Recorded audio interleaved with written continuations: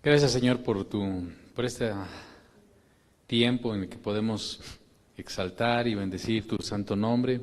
Y ahora queremos, con la ayuda de tu Espíritu Santo, venir a meditar en tu palabra para que tú a través de ella traigas una exhortación, un consuelo, nos guíes, nos instruyas y podamos ser hijos que te agradan, Señor, a través de la obediencia, que tributamos a ti en gratitud por tanta bondad y tanta misericordia de tu parte, Señor, en que, pues siendo un pecadores, tú diste tu vida por nosotros en esa cruz del Calvario. Y pues por eso es nuestro anhelo aprender, Señor, para vivir. Ayúdanos a ello, en el nombre de Jesús. Amén. Tome su asiento, por favor. Vamos a abrir la Escritura ahí en el libro del profeta Nahum, así como lo oye. Hay un libro que se llama el libro del profeta Nahum. Ahí está entre Génesis y Apocalipsis. Es un profeta de los llamados menores, Nahum. Es un libro pequeño, solamente tiene tres capítulos, pero es un libro que vamos a tratar de, con la ayuda del Señor, no solamente tener información, sino algo que nos ayude a nosotros a aplicarlo a nuestras vidas, amén. Nahum, el nombre de Nahum significa consolador. Y cuando uno lee este libro, pues uno dice, bueno, pues la verdad es que a lo mejor parece que no le hace honor a su nombre, ¿verdad? Pero ahorita vamos a ver que sí. Algunos piensan que este libro se escribió más o menos entre el 663 y el 612 antes de Cristo. Y es un libro que se dirige no al pueblo, exactamente al pueblo de Judá ni a Israel, que a la sazón el pueblo, el pueblo de Israel o el reino de Israel ya había sido llevado cautivo por los asirios. Es un libro que nos habla de la ciudad, es un libro que nos habla del juicio que iba a venir sobre la ciudad de Nínive. Nínive en ese tiempo era la capital del imperio asirio. Y Nínive ya unos 100 años antes, otro profeta ya había hablado de parte de Dios a los habitantes de esta ciudad. A lo mejor no se acuerda, pero ya lo vimos. Ese profeta se llamaba Jonás. Y 100 años antes de que sucedieran estas cosas, Jonás ya había sido enviado por Dios a hablar a la ciudad de Nínive, porque él iba a enviar un juicio sobre esa ciudad. ¿Se acuerda que Jonás quiso huir de esa misión a la que el Señor lo estaba enviando?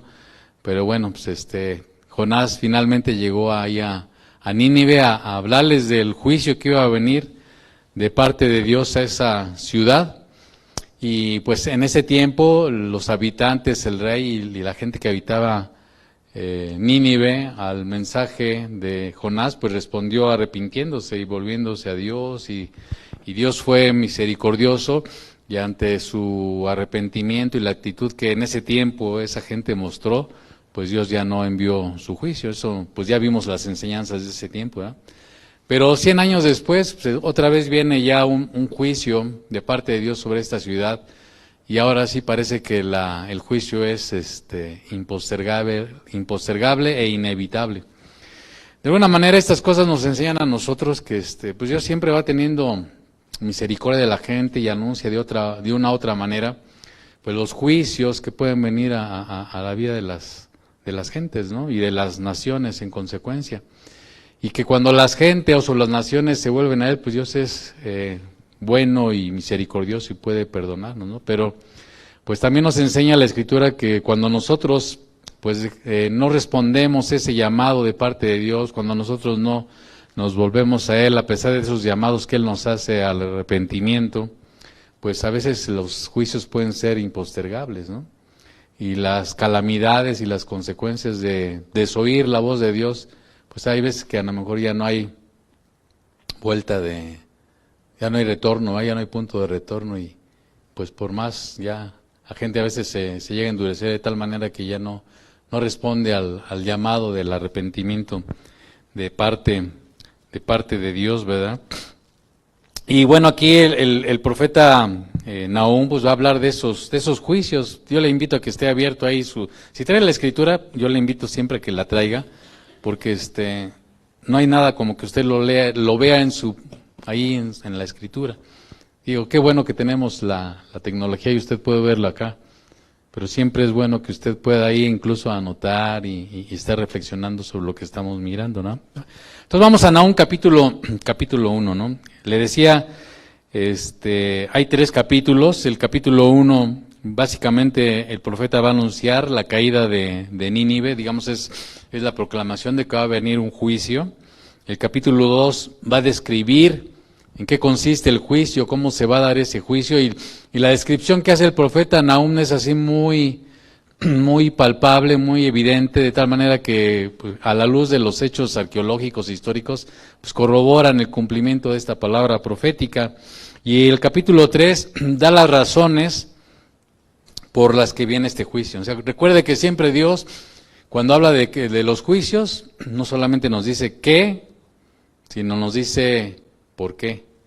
Y nos hace una exhortación al arrepentimiento. En el caso de este mensaje de Nahum a Nínive, pues ya no hay vuelta atrás, ya es impostergable el juicio. Entonces, es importante que eso lo aprendamos nosotros para nuestras propias vidas, ¿verdad? Puede ser que no estamos hablando necesariamente de condenación, pero si algo Dios nos está hablando una y otra vez sobre algún aspecto de nuestra vida, y nosotros desoímos esa llamada que Dios nos hace una y otra vez, pues puede ser que ya no haya más llamadas de atención y venga, como luego decimos aquí en México, el ramalazo, ¿no? Porque después de tanto aviso que se nos dice, deja de esto, pues a lo mejor ya Dios en un aspecto de nuestra vida nos puede dejar y pues nos vamos a ir de bruces, ¿verdad? Y va a venir la calamidad a lo mejor en algún aspecto de nuestra vida.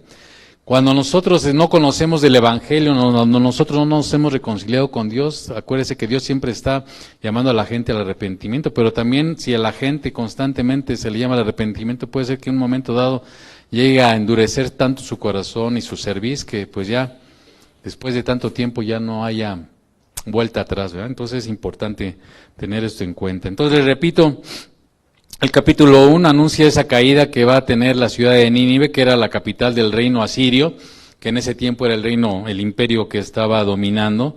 Repito, el capítulo 2 habla de cómo describe este juicio, cómo iba a venir esta destrucción, y el capítulo 3 da las razones, los porqués de este juicio, ¿verdad? Y podemos aprender algunas verdades de entrada proféticas respecto a este mensaje de Nahum.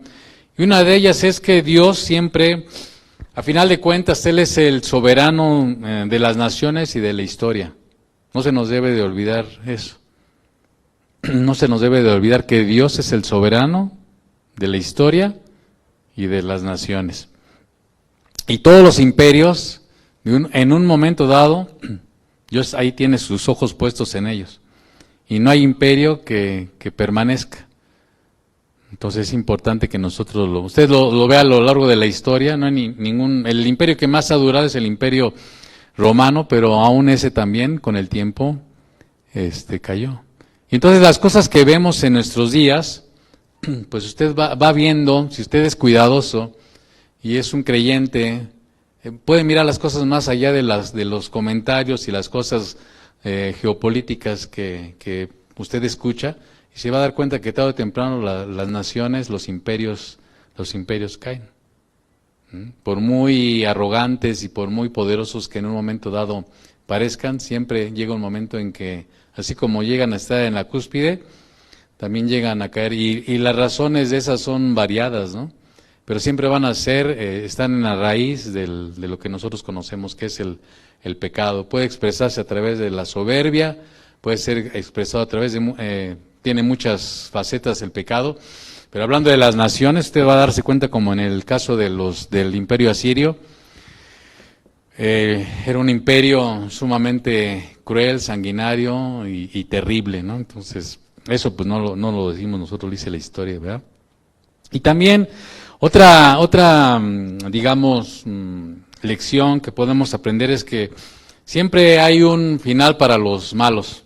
Tarde o temprano, los malos van a caer. Y siempre, tarde o temprano, Dios va a hacer algo y va a tener su juicio sobre la gente mala. O sea, la gente cruel, la gente violenta, la gente que se levanta en contra de su prójimo, las naciones que oprimen a otras. Tarde o temprano van a caer. Y eso debería también a nosotros servirnos. Ahora sí viene la enseñanza de como un consuelo a nuestras vidas. O sea, tarde o temprano las injusticias que nosotros vemos van a ser retribuidas van a encontrar una retribución por parte de Dios, tarde o temprano. Todas esas gentes violentas, asesinas, que hacen mal a inocentes, tarde o temprano van a recibir de parte de Dios un juicio. Y hablando de los creyentes, pues todo lo dice Apocalipsis capítulo 6, hablando de los mártires que han padecido. Dice en Apocalipsis 6, ¿hasta cuándo, Señor, vas a vengar nuestra sangre? Y Dios les dice, nos enseña en Apocalipsis que un día Dios va a traer el juicio sobre todas las naciones, ¿verdad? Entonces es importante que nosotros tengamos esto presente, porque a lo mejor nosotros estamos pasando por alguna situación de aflicción, no por causa de nuestro pecado, sino por un tercero, por una circunstancia provocada por un tercero, pues sepa que Dios va a hacer algo en su momento, ¿no? A veces nosotros decimos, Señora, esto que están haciendo no es justo, ¿no? Esto no es correcto. Por eso también nosotros tenemos que ser cuidadosos en nuestra manera de vivir, ¿verdad? Pero nos damos cuenta cómo Dios, tarde o temprano, la gente que está aún en contra del pueblo de Dios, tarde o temprano también van a ser enjuiciados, ¿verdad? Tarde o temprano el juicio de Dios va a caer sobre sus vidas. Así es que es importante que lo tengamos en cuenta. Tarde o temprano nosotros nos damos cuenta que las naciones están en las manos del Señor, ¿verdad? Por ejemplo, aquí si hablamos de México, pues nuestros ancestros, el imperio azteca, tarde o temprano, cayó por sus mismas acciones que cometían, ¿no? Y así podemos hablar de miles de ejemplos, poner miles de ejemplos de naciones y de imperios que tarde o temprano van a caer, ¿verdad? Pues es importante. Entonces vamos al capítulo 1, vamos a ir viendo algunos versículos y vamos a irlos comentando, ¿verdad? Y ver qué aplicación tienen para nuestras vidas.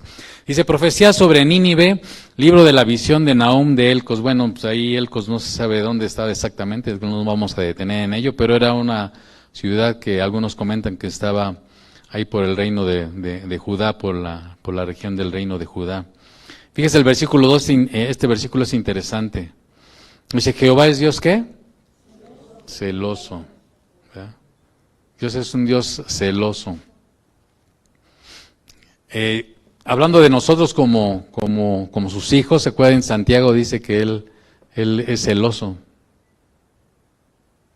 No son los celos que nosotros conocemos de los enfermos, ¿no?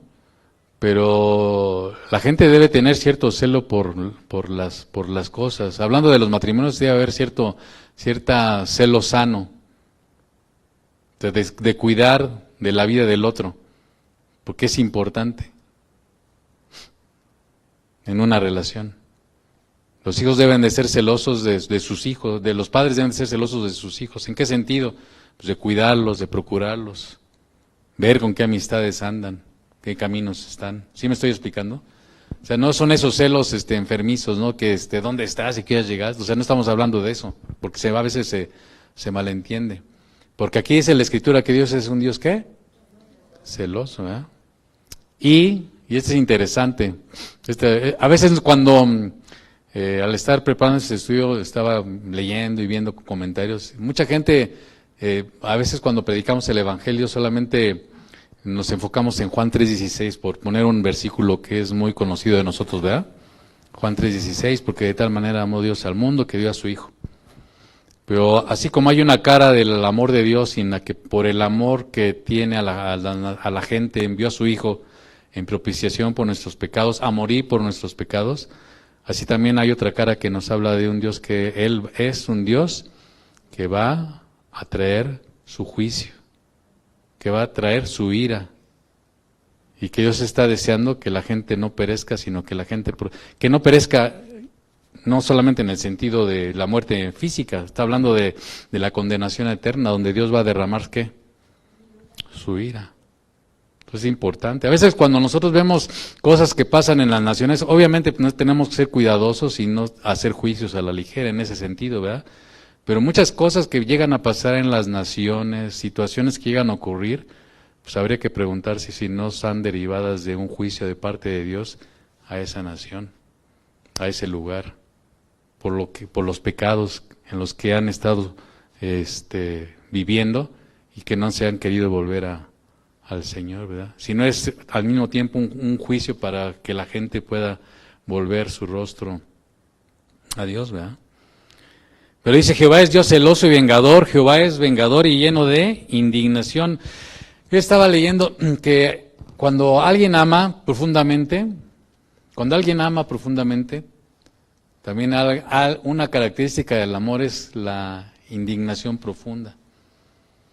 Entonces, si nosotros amamos a alguien y ese alguien que amamos, por ejemplo, lo vemos sufrir, ¿qué debería provocar en nosotros ese amor que tenemos a la gente? Indignación. Indignación a lo mejor por lo que están haciendo, por lo que él mismo está haciendo, ¿no? Haciendo a lo mejor algo que está dañándole, algo que lo está lastimando, o que está él haciendo algo que está lastimando a otro. Pues a veces el amor también se expresa en ¿cómo? En indignación. Entonces sí tenemos que recuperar un poquito a veces nosotros los creyentes ese sentido de indignación. Pues primeramente si nosotros hacemos algo inadecuado, ¿verdad? Nosotros teníamos que decir, ¿cómo fue posible? ¿Cómo hice ello? ¿Te acuerdas hace poco, creo que hace 8 días, ya no me acuerdo, luego se me va la hebra, nuestro pastor nos hablaba y nos recordaba el pecado de David, ¿verdad? Cuando Natanael fue a enfrentarlo, ¿verdad? Porque él estaba ocultando su pecado, y le expuso esa parábola, ¿no? De ese hombre que tenía una ovejita, y usted sabe la historia, ¿no? Y cuando Natanael estaba platicando esa historia, ¿qué pasó en el corazón de David? Hubo una indignación ante la injusticia, ¿me explico? Y entonces cuando Natanael, porque eso o sea, cuando alguien está buscando el reino de Dios, la injusticia debe provocar en nosotros indignación. Entonces cuando Natanael le dice, pues ese eres tú, ¿verdad? O sea, ahora él se pudo mirar en ese espejo, ¿verdad? Y entender lo malo el gran pecado que había cometido, ¿no? O sea, de por sí él ya estaba en sus entrañas siendo tratado por Dios, etcétera, pero, ¿verdad? Entonces esa indignación, bueno, pues sí, evidentemente nosotros tenemos que mirarnos al espejo, como también nos enseñaban hace poco pues que cuando estamos señalando la paja, miremos primero nuestra viga, ¿verdad? Pero siempre el amor, también la otra cara del amor es de la indignación. Y también la otra cara del amor es la ira. Y en el caso de Dios también a veces se nos olvida decirle a la gente que si no se arrepiente irremediablemente va a venir un juicio, hay un juicio de parte de Dios, ¿no? Si no nos arrepentimos. Entonces hay que hablar, amado, a veces de las dos. Y la parte más difícil siempre va a ser, la parte más fácil es hablar del amor de Dios, ¿no? Pero usted, si ve a alguien que está sin Cristo, también es importante no solamente hablar del amor, sino hablarle del juicio de Dios. De si no estamos reconciliados con Él, somos sus enemigos. Si somos sus enemigos, Dios un día va a traer su juicio sobre cada uno de nosotros, ¿verdad? Entonces, hay un hermano que comparte luego el Evangelio, ¿verdad? Confrontando a la gente con los 10 mandamientos y les pregunta, ¿has mentido? Pues sí. ¿Una vez? No, pues varias veces. ¿Y has mirado a una mujer para codiciarla en tu corazón? No, pues sí. ¿Y cuántas? No, pues varias veces. Y así los empieza a confrontar. No les dice que está hablando de los 10 mandamientos, ¿no? Y así los va confrontando con los 10 mandamientos sin decirles que, entonces, no, pues entonces si has mentido una y otra vez, ¿qué eres? Les dice él mientras le está predicando. No, pues un mentiroso. Y si has codiciado una y otra vez a una mujer, ¿qué eres? Un adúltero. Y si has tomado lo ajeno una y otra vez, ¿qué eres? Pues un ladrón, ¿no? Y entonces, ante eso, ¿qué es lo que solamente se espera de parte de Dios para contigo? Pues un juicio. ¿Sí me estoy explicando? Entonces es algo que nosotros necesitamos con la sabiduría de Dios, hablarle a la gente, no solo del amor, sino también de su ira, ¿verdad? Dice, lleno de indignación, se venga de sus adversarios y guarda enojo para sus enemigos. O sea, Dios está esperando, tarde o temprano, estaba leyendo un proverbio, dice, tarde o temprano, el juicio alcanza a las gentes, tarde o temprano va a venir. Por eso el versículo 3, un versículo central también en Nahum, dice, Jehová es tardo para la ira y grande en poder. Fíjese cómo Dios, Nahum describe aquí otro aspecto del poder de Dios. Porque a veces solamente miramos el poder de Dios hablando, por ejemplo, de la sanidad, o hablamos del poder de Dios hablando de un milagro. Pero ese poder de Dios del que está hablando es el poder de Dios que tiene para traer juicio sobre las naciones. Juicio sobre las naciones. Él puede usar a otras naciones para traer juicio a una nación, o él puede utilizar la creación para traer un juicio sobre una nación. Porque Él es ¿qué? Poderoso. Es lo que está diciendo aquí, ¿no? Dice que Él es poderoso, tarde para la ira y grande en poder, y no tendrá por inocente al culpable. Tarde o temprano, por eso Dios está anhelando que la gente, ¿verdad?, se vuelva a Él. Dios está haciendo un llamado cada día a la gente para que la gente se vuelva a Él, y también nosotros, ¿verdad? Pero en este caso estamos hablando de aquellos que rechazan a Dios, ¿verdad? Dice, Jehová marcha en la tempestad y el torbellino, imagínense, ¿no? Y las nubes, dice, ¿son qué? O sea, cuando usted ve cuando vienen unas tormentas así, que dice, ay, el cielo se puso bien, que negro y así parece que se le viene el cielo encima, ¿sí las ha visto? ¿Verdad? Pues dice la Escritura que es así como el polvo de sus pies, imagínense. O sea, está poniendo una analogía de cómo es de grande el poder de Dios. Y cuando Él, por eso la Escritura, cuando habla de juicio sobre las naciones y el día de su ira, no nos podemos imaginar cómo va a ser ese momento en el que Dios derrame su ira. Ahorita es un tiempo de gracia, de misericordia, pero Dios va a derramar su ira sobre las naciones. Por eso dice Pedro que el Señor va a hacer de estos cielos y esta tierra algo nuevo. Entonces imagínense, o sea, no nos alcanzamos a imaginar, ¿verdad? Y si Él amenaza el mar y lo hace secar y agosta todos los ríos, y habla de algunas ciudades, ¿verdad? El versículo 5, los montes tiemblan delante de Él y los collados se derriten, la tierra se conmueve a su presencia y el mundo y todos los que en Él habitan. Porque ese es nuestro Dios Todopoderoso, pero en este contexto está hablando de ese Dios Todopoderoso que es el Dios Todopoderoso para traer ¿qué? Su juicio. Su juicio. Pero usted cuando ve el libro de Apocalipsis y ve el derramamiento de las copas de ira, cuando suenan esas trompetas, cuando se abren esos sellos, nos está hablando, nos está tratando Juan de hablarnos de cómo va a ser el juicio de parte de Dios, ¿no? Entonces es importante que lo tengamos en cuenta. Dice, ¿quién permanecerá delante de su ira? ¿Y quién quedará en pie en el ardor de su enojo? Pues es tan importante que tomemos seamos serios con Dios. Porque Él no se anda con cuentos, ¿no? Como los papás que te voy a dar y te voy a dar y te voy a dar. Y nunca les dan nada, ¿no? Porque Dios cuando dice te voy a dar, porque te va a dar. ¿No? Entonces hay que tener respeto, consideración y ser serios con Dios. Dice, ¿y quién quedará en pie en el ardor de su enojo? Su ira se derrama como fuego y por él se hienden las peñas. ¿Usted ha visto videos donde los volcanes hacen erupción y cómo se derrama, sale humo y se derrama la lava y cómo destruyen aquí y allá. Todas esas cosas que usted conoce, de los huracanes, cómo pasan, así como esos huracanes que el año pasado acá nos tocaron. O sea, son como nada. ¿Se da cuenta? Son como nada ante el poder de Dios cuando Él lo manifieste para tener juicio. Son como nada. Esos tsunamis que usted luego ve cómo arrasan ciudades, son como nada comparados con el poder cuando Dios derrame su ira. Por eso dice aquí, su ira se derrama como fuego y por él se hienden las peñas. Jehová es bueno. Pero fíjese, se da cuenta de los contrastes de Nahum, cómo muestra ese Dios que sí se indigna.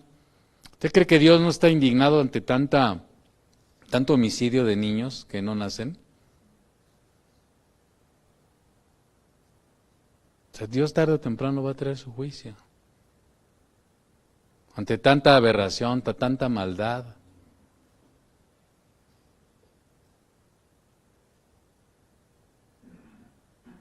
Terrible, ¿no?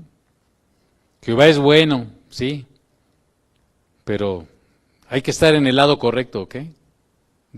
Por eso es importante usted y yo nos preguntemos, si estamos en el lado correcto, pues podemos tener confianza en el Señor. Jehová es bueno, fortalece en el día de ¿qué? De la angustia. Por eso es importante que nosotros estemos cobijados a la sombra de ¿quién? Del Altísimo, ¿verdad? Moremos bajo la sombra de ¿quién? Del Omnipotente, porque si usted no está ahí acobijado como esos pollos en las alas de la gallina, ¿verdad? Va a ser terrible, ¿verdad? Por eso es hoy el día aceptable para volvernos a nuestro Dios. Jehová es bueno, fortalece en el día de la angustia y conoce a los que en Él, esto es bien importante, conoce a los que en Él. Si usted tiene pacto con Dios, ha hecho pacto con Dios, es un pacto genuino. Si usted es un creyente verdadero, usted es un creyente verdadero, repito. No un creyente nominal, no uno que se dice creyente, sino que usted ha nacido de nuevo. El Espíritu de Dios está morando en usted. Usted no tiene por qué, como dice la Escritura, temer lo que pueda hacerle el hombre, ¿verdad? Y si hay, a lo mejor usted está enfrentando alguna situación difícil en su vida, pues usted debe saber que si está usted ha puesto su confianza en el Señor y ha entregado su vida a Él, y Él es su Señor, Salvador, su Dios Todopoderoso. Él está velando por usted, ¿verdad? Entonces, porque Él es bueno y fortalece en el día de ¿qué? Ciertamente van a venir, como dice la Escritura, le decía el Señor a sus discípulos, hablando de esa analogía, fuertes vientos, ¿verdad? Y van a golpear. Pero si nuestra casa está edificada sobre la roca, nosotros vamos a permanecer. ¿Va a haber angustia? Pues sí, pero necesitamos estar en el lado correcto, porque Dios es bueno y fortalece en el día de la angustia y conoce a los que en Él ¿qué? Por eso no hay nada más que usted esté seguro de que está en las manos de Dios, pero eso no puede, yo le puedo decir, usted confía en Dios, pero pues es que es una cuestión de carácter ¿qué? Personal, es algo personal. Nadie puede vivir la fe de otro. Usted tiene que vivir su propia experiencia, su propia relación, su propia comunión. Y en base a esta experiencia y relación y comunión con Dios, experimentar la gloria de Dios en su vida, ¿verdad? Mas con inundación impetuosa, dice, consumirá a sus adversarios y tinieblas perseguirán a sus enemigos. Así que usted, tranquilo, ¿verdad? Si es su enemigo es el pecado y usted está con Dios, sepa que usted va a tener todas las armas para vencer al pecado. Si usted está con Dios, si usted está caminando con Dios, sepa que Dios le da todas las armas para poder vencer a su adversario, el diablo, ¿no? Que anda como león rugiente. Si aún a alguien físicamente o algo es una circunstancia que está levantándose en contra de usted, sepa que Dios va a estar ayudándole en su pelea, ¿verdad? Dice, ¿qué pensáis contra Jehová? Dice, Él hará consumación, no tomará venganza 2 veces de sus enemigos. ¿Cuántas veces le va a ejecutar Dios su venganza? Porque cuando Él lo haga, o sea, no hay vuelta. O sea, Él no da 2, Él solamente da 1 Y eso se está refiriendo. Dice, aunque sean como espinos entretejidos y estén empapados en su embriaguez, serán consumidos como hojarasca completamente seca. O sea, aunque las naciones se ensoberbezcan y piensen que pueden luchar contra... Por usted cuando lee el Apocalipsis y se da cuenta que las naciones quieren pelear contra Dios, se tratan de levantar contra Dios, y eso ha sucedido siempre, ¿no? Cuando lleguemos al libro del profeta Daniel se va a dar cuenta de eso, ¿no? ¿Se acuerda de Nabucodonosor? Que le decía, no, yo soy aquí el número uno, y yo por mi poder construí este imperio. ¿Y qué le dijo Dios? Vino un juicio y a arrastrarse como bestia y comer como animal, ¿no? ¿Sí? ¿Se acuerda? Dice, de ti salió el que imaginó mal contra Jehová, un consejero perverso. Así ha dicho Jehová, aunque reposos tengan y sean tantos, este es aparentemente, ¿verdad? Las naciones a veces así parece, ¿verdad? Que no pasa nada. Aún así serán talados y él pasará. Bastante te ha afligido, no te afligiré ya más, porque ahora yo quebraré su yugo de sobre ti y romperé tus coyundas más. Acerca de ti mandará Jehová que no quede ni memoria de tu nombre, de la casa de tu Dios destruiré escultura y estatua de fundición, allí pondré tu sepulcro, porque fuiste, ¿qué? Vil. Es para la nación de Nínive, es un juicio contra la nación de Nínive. Repito, el imperio asirio se caracterizaba por ser cruel, sanguinario. Hasta antes, eso según dicen los historiadores, hasta antes de que apareciera el imperio asirio, no había habido un imperio tan cruel, ¿no? Por ahí dicen que uno de los reyes tantos que hubo, hizo a uno de sus príncipes que conquistó de otra nación enemiga, le colgó la cabeza de su rey durante todo un tiempo. ¿Sí? O sea, le cortó la cabeza al rey y le colgó la cabeza del rey a este príncipe, ahí como... Pues no, algunos hacen cara así de, pues, no, ¿cuál trofeo? Es como, le cortó la cabeza a un rey y esa cabeza del rey se la colgó a uno de los príncipes que tenía de ese reino que había, como una expresión de vergüenza y de venganza. A ver, le voy a poner una ilustración. Es como si yo me cortaran la cabeza y se la colgaran a Maru, y que Maru anduviera con mi cabeza colgando para allá. Eso no es ningún trofeo. ¿Cómo se sentiría usted que le colgaran la cabeza de un ser querido a usted? Ahí que se la pusieran como medalla. ¿Es un trofeo? ¿Cómo se sentiría usted? A ver, ¿se imagina traer la cabeza de otro ser humano colgándole usted, ahí colgándole la cabeza? Digo, no sé si no me estoy explicando, no le transmito lo que estoy tratando de decirle, porque se me quedan así viendo como si eso fuera algo así, que estoy aquí fumándome un carrizo de marihuana. Pues así eran de crueles. Es una crueldad, es algo sanguinario. O sea, no tiene nombre, pues. Si eso no le indigna, no le da a usted repulsión, yo no sé qué le puede indignar y causar repulsión. Ya no se puede ser más descriptivo, ya no puedo ser yo más descriptivo. Porque ya estaríamos cayendo en la morbosidad. ¿Sí me estoy explicando? Pero así eran de crueles esos reyes, esa nación, así era de cruel. Tremenda cosa, ¿no? Versículo 15. De aquí sobre los montes, los pies del que trae buenas nuevas. ¿Le suena este versículo? A Isaías, ¿verdad? Hace poco. Dice, del que anuncia la paz, celebra, oh Judá, tus fiestas, cumple tus votos, porque nunca más volverás a pasar por ti el malvado, pereció del todo. El reino asirio, le repito, se había llevado unos años antes cautivo al reino del norte. Lo había conquistado y se lo había llevado cautivo. También como un juicio de parte de Dios para el reino del norte, que se conocía como Israel. Cuando vimos Isaías, ¿se acuerda que hubo un rey asirio que se llamaba Sennacherib y que amenazó a Judá con conquistarla? Y en ese tiempo Sennacherib mandó a uno de sus mensajeros, uno de sus representantes, para burlarse del pueblo de Judá y decirles, ningún otro Dios ha librado. Eso ya lo estudiamos, y si no se acuerda, pues vuelve a leer Isaías.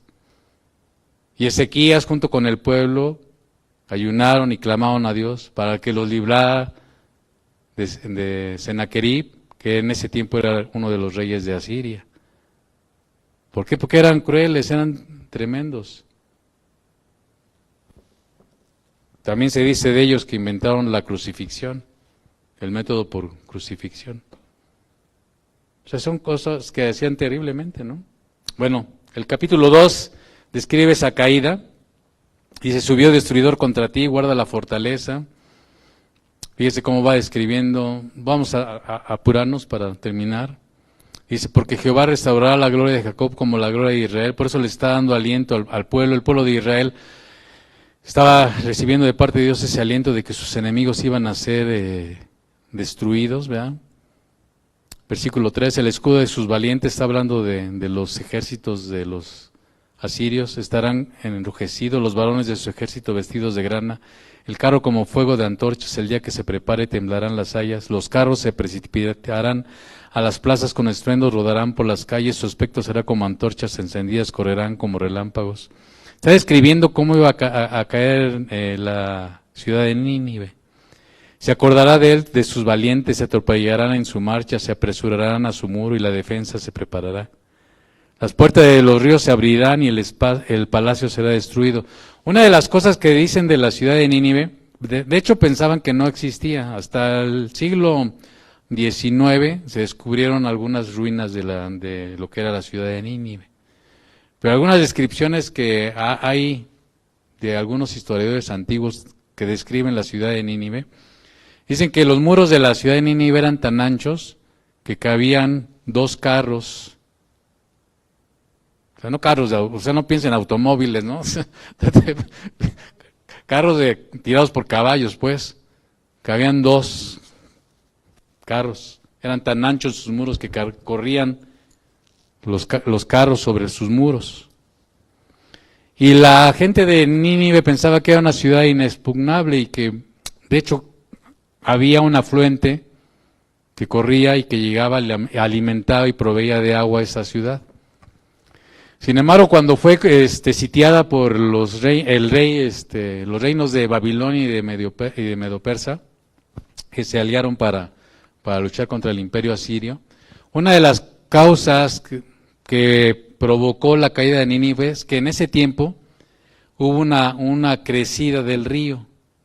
Y en esa crecida del río, uno de sus ramales creció tanto que penetró a las puertas por donde entraba el afluente del río, y fue tan fuerte la precipitación del río sobre esos accesos que tiró las puertas.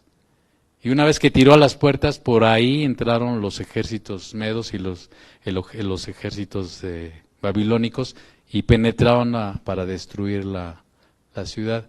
Por eso cuando usted lee esto, es que Nahum está describiendo cómo fue o cómo iba a ser, porque eso lo escribió él mucho antes de que eso ocurriera, cómo iba a ser algo, en este caso el juicio de Dios. Dice, las puertas de los ríos se abrirán y el palacio será destruido. La reina será cautiva, mandarán que suba y sus criadas se llevarán gimiendo como palomas, golpeándose sus pechos. Fue Nínive de tiempo antiguo como estanque de aguas, pero ellos huyen, dicen, deteneos, pero ninguno mira. Saquead plata, saquead oro, no hay fin de las riquezas y suntuosidad de toda clase de efectos codiciables, vacía, agotada y asolada está. Y el corazón desfallecido, temblor de rodillas, dolor en las entrañas, rostros demudados, que es de la guarida de los leones y de la majada de los cachorros de los leones, donde se recogía el león y la leona y sus cachorros del león, y no había quien espantase. Dice, el león arrebataba la abundancia para sus cachorros y ahogaba para sus leonas y llenaba de presa sus cavernas y de robo sus guaridas. Heme aquí contra ti, dice Jehová de los ejércitos, encenderé y reduciré a humo tus carros, y espada devorará tus leoncillos, y cortaré de la tierra tu robo, y nunca más se oirá la voz de tus mensajeros. Le decía que pensaban que la ciudad de Nínive no existía porque los ejércitos arrasaron con esa ciudad, la destruyeron completamente. Y por eso pensaban que no había existido esta ciudad. Entonces, capítulo 3 va a dar las razones y el resultado de por qué, de de por qué el juicio de Dios sobre la ciudad de Nínive. Nínive era, básicamente usted va a encontrar en este capítulo que Dios la va a enjuiciar por sus destrucciones, por su crueldad, por sus saqueos, y porque era una ciudad mala, una ciudad de mala influencia, una ciudad sanguinaria, ¿no? Por eso vino el juicio sobre esta ciudad. Entonces, y bueno, parte de lo que estamos leyendo, ahorita que vamos a acabar de leer el capítulo 3, es que es importante, amado, cuando vemos la Escritura, que cuando Dios ha decretado un juicio, el juicio de Dios va a venir y los hombres no van a tener ningún poder. O sea, los hombres no tienen ningún poder para detener el juicio de Dios. Cuando hay un juicio que Dios ha establecido sobre una nación, el juicio va a caer irremediablemente. Por eso usted lea la Escritura y se va a dar cuenta de ello. Cuando Dios le dijo a Judá que ya no había vuelta, de que iba Dios a traer un juicio por mano de los babilonios, ya no hubo vuelta. Cuando el Señor profetizó sobre la ciudad de Jerusalén, que no iba a quedar piedra sobre piedra, para los que oían en ese tiempo les parecía inconcebible que eso ocurriera. 40 años después, en el año 70, el Imperio Romano, comandado por uno de sus generales, Tito, destruyó Jerusalén y no dejaron piedra sobre piedra del templo y de la ciudad. O sea, cuando Dios dice que va a hacer algo, Él lo va a hacer. Por eso es tan importante, tan necesario que nosotros, pues hoy es el tiempo aceptable de volvernos a Dios. Porque si Dios dice que un día Él va a juntar a las naciones y va a traer su juicio sobre ellas, es que Dios va a traer su juicio sobre las naciones, como dice, ahorita vamos a leer el Evangelio de Mateo, ¿no? Bueno, entonces ya le resumí básicamente el capítulo 3, ahí pues léalo usted con calma, ¿verdad? De hecho, en el versículo 8, el profeta Nehemías hace referencia a una ciudad de Egipto, o egipcia, que era Tebas. Dice, ¿eres tú mejor que Tebas? Está hablando, contrastando la ciudad de Nínive con la ciudad de Tebas. Dice, ¿eres tú mejor que Tebas, que estaba sentada junto al Nilo, rodeada de aguas, cuyo baluarte era el mar y aguas por muro? Dice, Etiopía era su fortaleza, también Egipto, y eso sin límite, Fut y Libia fueron sus ayudadores. Sin embargo, fíjese, esa ciudad de Tebas también, mucho antes de la caída de Nínive, también había encontrado la destrucción. Entonces le dice, así como cayó Tebas, le dice a Nínive, tú también vas a caer, ¿verdad? Sin embargo, ella fue llevada en cautiverio, etcétera, ¿no?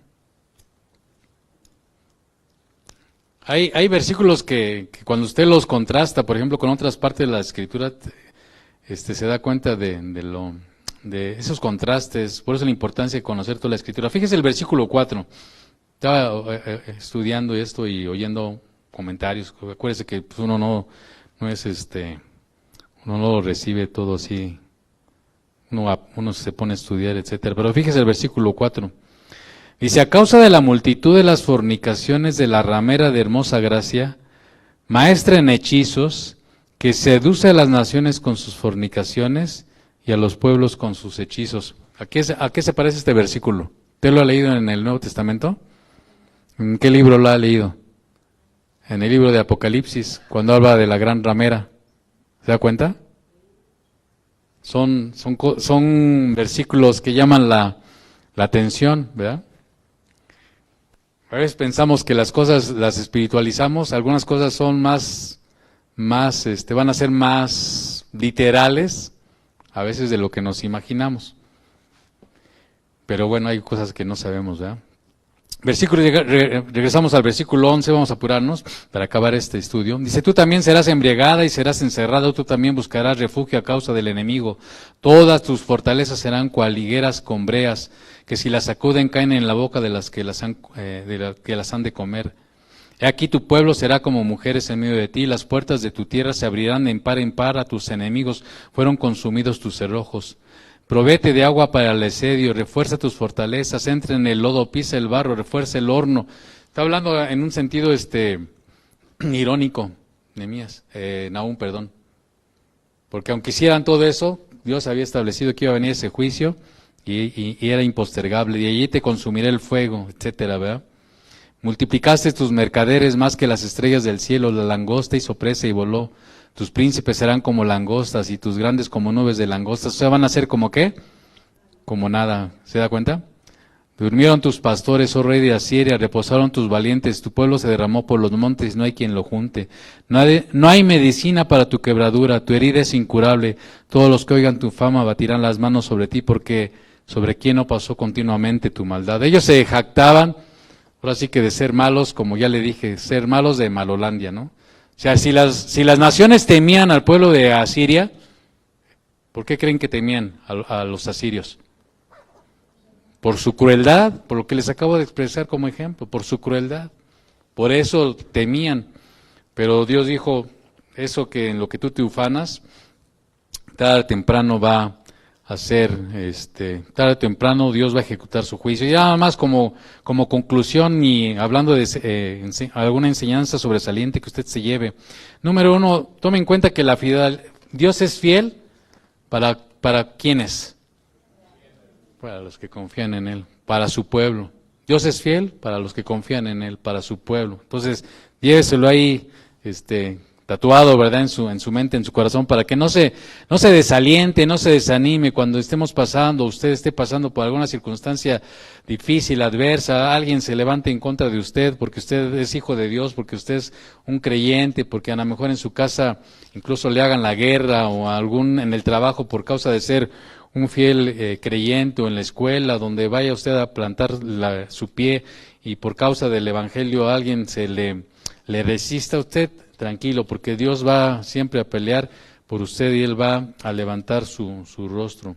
Y otra cosa, como enseñanza final, tomar en cuenta que tarde o temprano Dios va a ejecutar su juicio contra sus enemigos y sobre las naciones.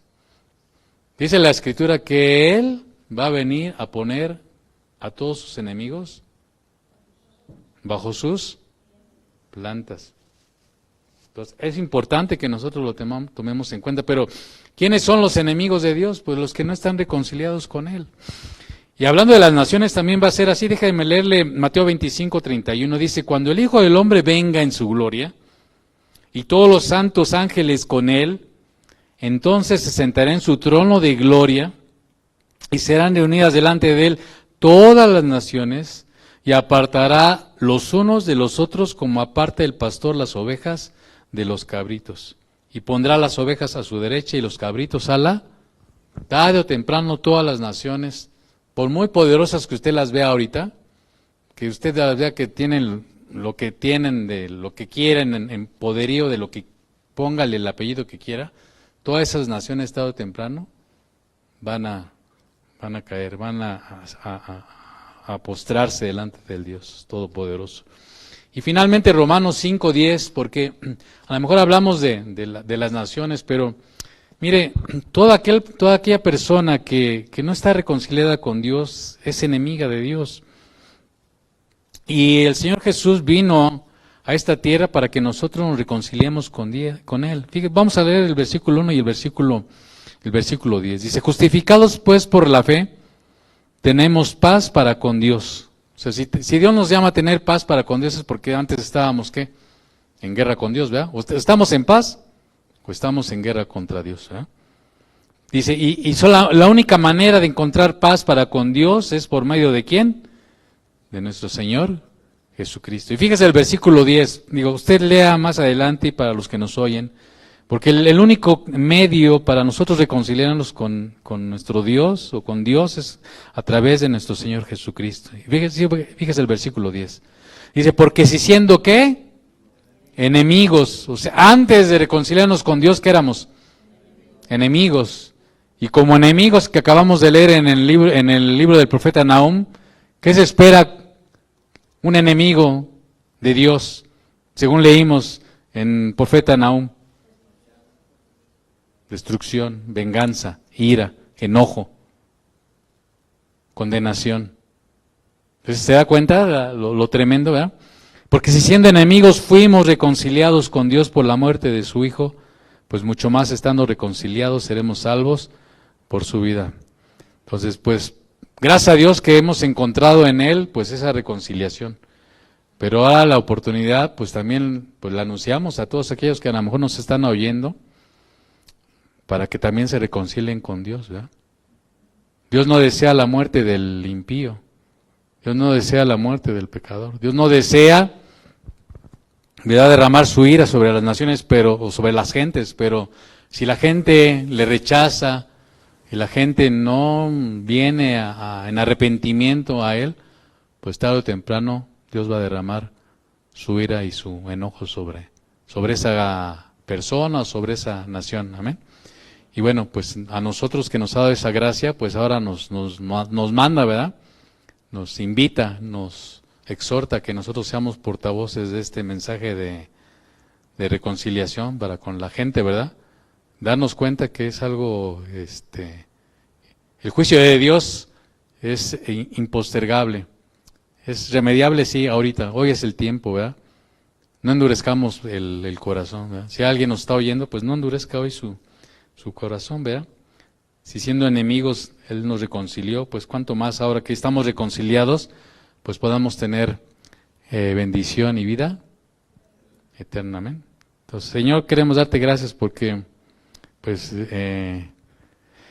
no solamente tú nos hablas de tu amor en tu palabra, sino también nos hablas de ese enojo, de esa indignación, de esa ira que tú vas a derramar sobre la gente y sobre las naciones, oh Dios. Gracias por tu Hijo amado que enviaste a morir por nuestros pecados. Nuestros pecados nos ponen en enemistad contra ti. Nuestra soberbia, nuestra arrogancia, nuestra crueldad, todo lo que hacemos, Señor, pues eso nos separaba de ti. Y hoy es el día para aquellos que no han venido a reconciliarse contigo a través de Jesucristo. Hoy es el día en que la gente puede, hoy si alguien nos está escuchando, es el día en que tú puedes reconciliarte con Dios. Porque todos hemos mentido, robado, adulterado, etcétera, etcétera. Y todos hemos pecado contra Dios, contra nuestro prójimo. Y hoy es el día en que tú puedes reconciliarte con Él pidiéndole perdón a Dios y reconociendo esa condición y pidiéndole que Jesucristo sea el Señor de tu vida y que puedas recibir el regalo de la paga de tus pecados por medio de Jesucristo. Nosotros que ya hemos tomado esa decisión en algún momento de nuestra vida, aun si hay aquí alguien, Señor, que todavía no ha hecho este pacto, no se ha reconciliado contigo, te rogamos que hables a su corazón, aun si es necesario, Señor. Y a los que ya somos conscientes y tenemos el testimonio de tu Espíritu, de que somos tus hijos, como veíamos, o como dice tu palabra en Romanos, tú nos das testimonio de que somos tus hijos, pues podemos ser gente que podemos confiar en ti, de que tú velas a favor de tu pueblo, de que tú, Señor, estás atento a tu pueblo, y que podemos encontrar en ti el refugio en medio de nuestra angustia, del día de la angustia, y el consuelo en medio de la aflicción. Y, Señor, pues solamente ayúdanos a tener siempre presente esto, que tú también eres un Dios celoso, Señor, que también celas a tus hijos para que no andemos en cosas y en aspectos de nuestra vida que no te agradan, que no te glorifican, que tú deseas que nos apartemos cada día de lo malo y de lo injusto, de lo pecaminoso, y seamos gente que busca la santidad y que busca la justicia, Señor, para hacerte hijos agradables. Gracias, Espíritu Santo, y gracias por esta noche en que podemos estar meditando en tu palabra en el nombre de Jesús. Amén.